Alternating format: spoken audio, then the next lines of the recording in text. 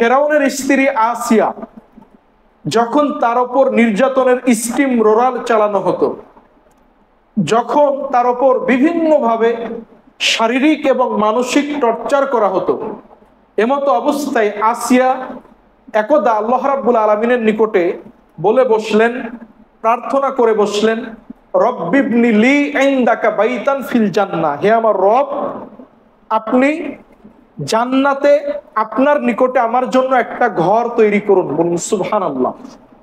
বিবি আসিয়া ফেরাউনের স্ত্রী আল্লাহকে বলছে, রব্বিবনি লি ইনদাকা বাইতান ফিল জান্নাহ, আল্লাহ আপনি জান্নাতে আপনার নিকটে আমার জন্য একটা ঘর তৈরি করুন।